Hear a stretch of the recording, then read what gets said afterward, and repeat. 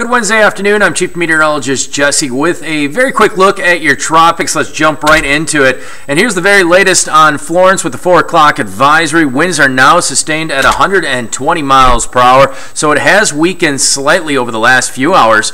Winds are, still heading northwest at about 16, so steadily making its way towards the Carolinas. You can see some of those outer rain bands have already scraped the coastline just a little bit. Now again, it has weakened slightly, but still a very massive system out there, as the overall circumference is still very large with this system. Obviously going to be pushing a lot of water inland, and that's why storm surge is still expected to maybe even get up to 15 plus feet for a lot of areas along the Carolina coastline. So here you go.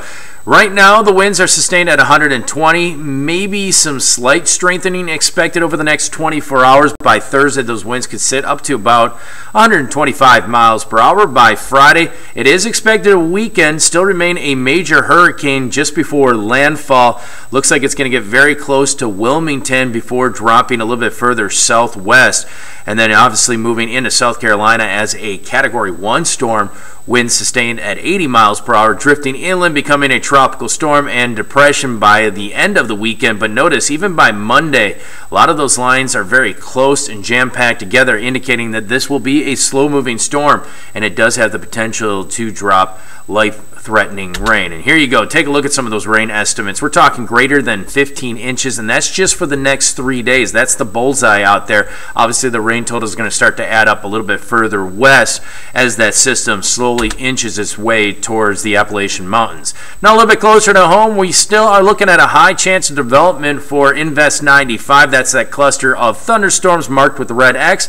There still is the possibility that it could develop and move inland going into very early on Friday, maybe late Friday at worst case scenario, but still a lot of rainfall expected along the Texas coastline, and I would say for even portions of southwest Louisiana. Just to kind of show you what's going to go on with the long range models on Florence, what I do want to point out is, notice it's going to start to meander a little bit as soon as it makes its way into South Carolina before eventually hooking back, possibly by early next week, before it even makes its way back out towards the Atlantic.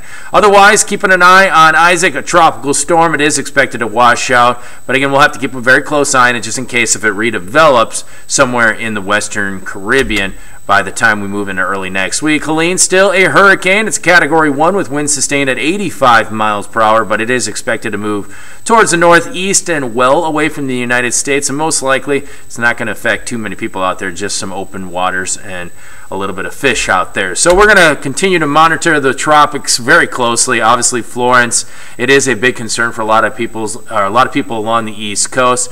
Once we get the new advisory coming in later on this evening, we'll give you the latest information here on our website.